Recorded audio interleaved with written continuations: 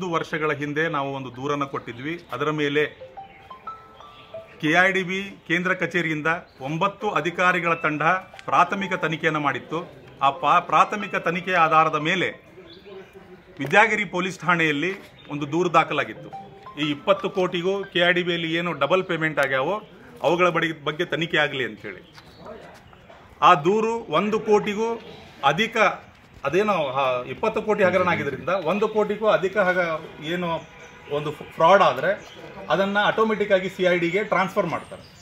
ಹಾಗಾಗಿ ಈ ಪ್ರಕರಣ CIDಗೆ ಹಸ್ತಾಂತರ ಆಗಿತ್ತು.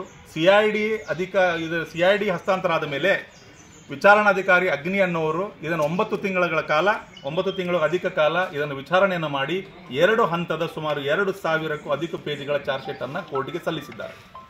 ಆ ಚಾರ್ಜ್ ಶೀಟನ್ನು ತೆಗೆದು ನಾವು ನೋಡಲಾಗಿ ಅದರಲ್ಲಿ ಹಲವಾರು ಲೋಪದೋಷಗಳಿದ್ದಾವೆ.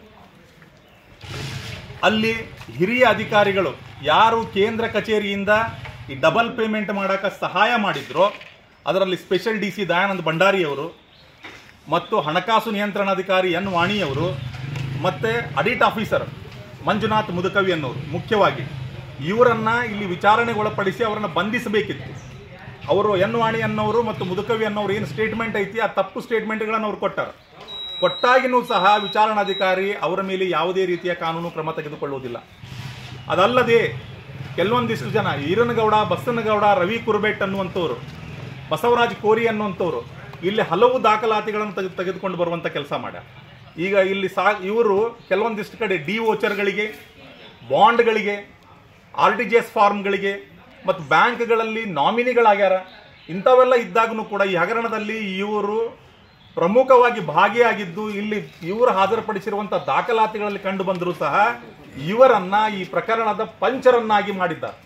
ಇವರನ್ನ ಸರ್ಕಾರಿ ಸಾಕ್ಷಿಗಳನ್ನಾಗಿ ಮಾಡಬಹುದಿತ್ತು, ಆರೋಪಿತರನ್ನಾಗಿ ಮಾಡಬಹುದಿತ್ತು.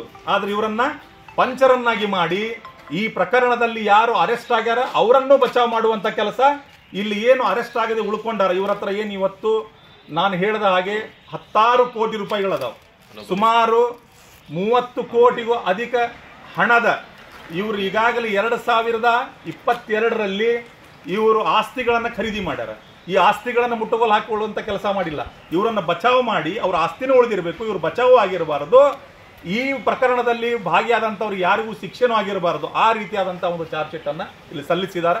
ಹಾಗಾಗಿ ಈ ವಿಚಾರಣಾಧಿಕಾರಿಯನ್ನು ಒಳಗೊಂಡಂತೆ ಸರ್ಕಾರ ಒಬ್ಬರು ಹಿರಿಯ ಡಿಸ್ಟ್ರಿಕ್ಟ್ ಕೋರ್ಟ್ ಸಿಟ್ಟಿಂಗ್ ನ್ಯಾಯಾಧೀಶರ ನೇತೃತ್ವದಲ್ಲಿ ಒಂದು ನಿಯೋಗದ ರಚನೆಯನ್ನು ಮಾಡಿ ಉತ್ತರ ಕರ್ನಾಟಕ ಭಾಗದಲ್ಲಿ ಏನು ಈ ಹಗರಣ ಆಗೈತಿ, ಬಹುದೊಡ್ಡ ಹಗರಣ ಇದು.